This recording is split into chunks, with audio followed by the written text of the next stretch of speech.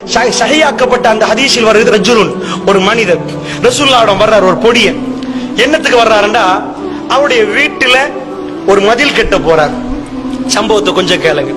ஒரு மதில் கட்ட போறார். அந்த மதில் கட்டுற நேரம் அண்டை வீட்டாருக்கும் இவர் வீட்டுக்கும் நடுவுல ஒரு மரம். இன்னொரு செய்தியில அவர் ஒரு அனாதை என்று வருகிறது. அப்ப என்ன பண்றாரு, வீட்டுல எல்லாத்தையும் இழந்தவர் அந்த பொடியன் மதில கட்டுற நேரம் இந்த மரம் தடையா இருக்குது. அவர் போய் கேட்கிறார் அடுத்தவர்கிட்ட, அந்த அன்சாரிட்ட போய் கேட்கிறாரு, இந்த மரம் தடையா இருக்குது, இது எனக்கு தந்துருங்களேன், அப்ப நான் அதையும் சேர்த்து கட்டிடுவேன் அப்படின்றாரு. அவர் ஏழான்றார். அப்ப எனக்கு வித்துருங்களேன் என்றாரு. ஏழான்றாரு. நான் மதில கெட்டணும் என்றாரு. அப்பதான் எனக்கு இது பண்ணலாம், நீங்க இப்படியே பண்ணிட்டீங்கன்னா எப்படி நான் மதில் கெட்டுறதுன்னு கேட்கிறாரு. ஏன்னா சரியா இவருக்கும் அவருக்கும் இருக்குது. அல்லாஹ்வுடைய நல்லடியார்களே, அதனால் ரசூலுல்லாஹ்ட்ட போறாரு. ரசூலுல்லாஹ்ட்ட போய் கேட்கிறாரு, யார சொல்லலாம். அவர் சொல்லிட்டு போறாரு, நான் ரசூலுல்லாஹ்ட்ட சொல்லுவேன். யார சொல்லலாம், சின்ன விஷயம் யார சொல்லலாம், இந்த மதில கெட்ட இந்த மரம் தடையா இருக்குது, எனக்கு தர சொல்லுங்களேன் யார சொல்லலாம். எனக்கு தர சொன்னா சரி சரி அந்த மனுஷனை கூப்பிடுங்கன்றாங்க ரசூலுல்லாஹ். அவர் வர்றார். அல்லாஹ்வுடைய தூதர் கேட்கிறாங்க, கொடுத்துங்களேன் இவருக்கு, அவர் கெட்டிடுவார் தானே, கொடுத்துருங்களேன். அந்த நேரம் அந்த மனிதர் சொல்ற, இல்ல அது என்னுடைய ஹக், எனக்கு கொடுக்க இயலாது. ரசூலுல்லாஹ் கொஞ்ச நேரம் இருக்கிறாங்க. வித்துருங்களேன்றாங்க. ஏழான்றாங்க. அல்லாஹ்வுடைய தூதர் ஒரு வார்த்தை சொல்றாங்க, இந்த மரத்தை கொடுத்தால் அல்லாஹ் சொர்க்கத்தில் உனக்கு ஒரு மரம் தருவான்டாங்க ரசூலுல்லாஹ். அந்த மனிதன் அதை பார்த்து எனக்கு வேணான்ட்டார். அவர் எழும்பிட்டார். அல்லாஹ்வுடைய தூதர் பேசுறார். சில மனிதர்களுக்கு அந்த பாக்கியம் இல்லை. இதை ஒரு சகோதரர் பார்த்து கொண்டிருக்கிறார். அவருடைய வரலாறு மிகவுமே தனிமையான ஒரு வரலாறு. Abu Dahdah. அவர் அந்த மனிதனுக்கு பின்னாடி போகிறார். போய் கேட்கிறார் அந்த மனிதனை பார்த்து, உங்களுக்கு தெரியுமா, ஏண்டா இவர் தான் மதீனாவுல இந்த இவருடைய தோட்டம், ஒவ்வொரு ஆளுக்கும் புஸ்தான், நிறைய தோட்டங்கள் இருக்கு. சில பேருக்கு வறுமை, சில பேர் பணக்காரன். அவர் கேட்கிறார், என்னுடைய தோட்டம் தெரியுமான்னு கேட்கிறார். அது 400 மரமா இருக்கட்டும், 500 மரமா இருக்கட்டும், 600 மரமா இருக்கட்டும். தென்னை தோட்டத்தை யோசிச்சு பாருங்க, 600 மரம் இருந்தா உங்களுக்கு என்ன வருமானம். அவர் கேட்கிறார், அந்த தோட்டம் தெரியுமான்னு. நான் தெரியுமன்றார். அந்த ஒரு மரத்துக்கு என் தோட்டத்தை நான் தர போறேன். இவர் கேட்கிறாரு, என்ன ஜோக் பண்றியா, என்னோட என்ன இது பண்றியா? வல்லாஹி வல்லாஹி இல்ல, அந்த ஒரே ஒரு மரத்தை நீ எனக்கு தருவியா, என் தோட்டத்தை நான் தந்துருவேன். அல்லாஹ்வுடைய நல்லடியார்களே, அந்த மனிதர் சொல்றாரு, ஓகே, அந்த ஒரு மரத்துக்கு தோட்டத்தையே நான் தருகிறேன் என்று சொன்னா ஓகேன்றார். ரசூலுல்லாஹ்ட்ட போறார்.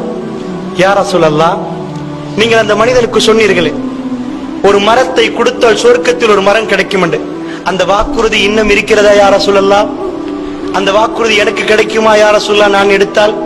ரசூலுல்லாஹ் சொன்னாங்க, நஹம், ஆமா ஆமா யா ரசூலல்லாஹ், அந்த மரத்தை நான் வாங்கிவிட்டேன் யா ரசூலல்லாஹ், அந்த மரத்தை நான் வாங்கிவிட்டேன் யா ரசூலல்லாஹ், இந்த இளைஞனுக்கு நான் அந்த மரத்தை கொடுக்கிறேன் யா ரசூலல்லாஹ்.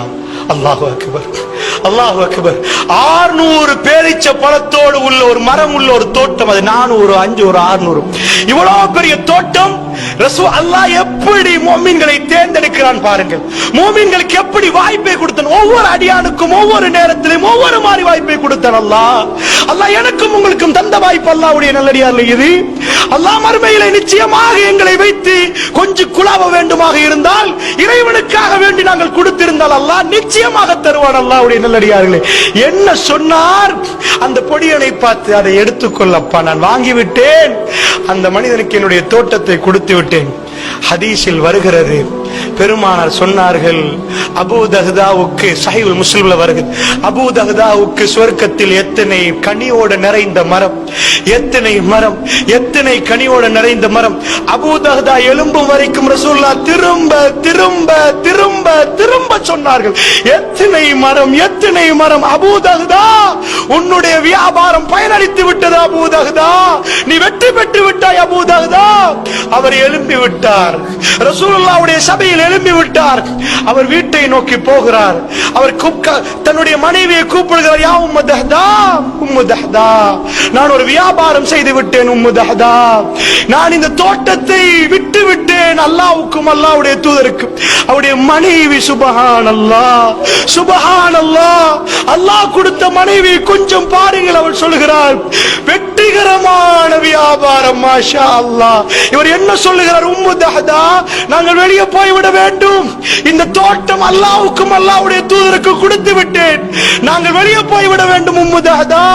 அவர்கள் சொல்றார்கள், மாஷா அல்லாஹ், வெற்றிகரமான ஒரு வியாபாரத்தை அபூ தஹதா நீங்கள் முடித்து விட்டு வந்திருக்கிறீர்கள், வெற்றிகரமான வியாபாரம். அவர்கள் அந்த தோட்டத்தில் எதுவுமே எடுக்கவில்லை. அல்லாஹ்வுடைய நல்லடியார்களே, அவர்கள் திரும்ப வந்து விட்டார்.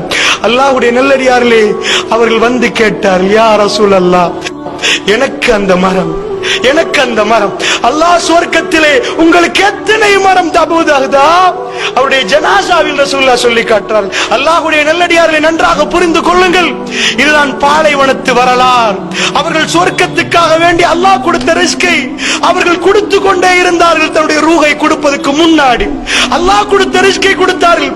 பாலைவனத்தில் அல்லாஹ் ஒரு சோலைவனமாக அப்பொழுதே மாத்திருக்கலாம். அல்லாஹ் அதை விரும்பவில்லை.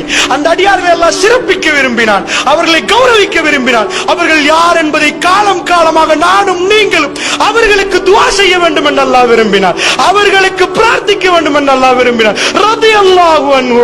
அல்லாஹ் அவர்களை பொருந்திக் கொண்டான் என்றால் ஏன் பொருந்திக் கொண்டான் என்பதை அல்லாஹ் காட்ட விரும்பினான். அல்லாஹ்வுடைய நல்லடியார்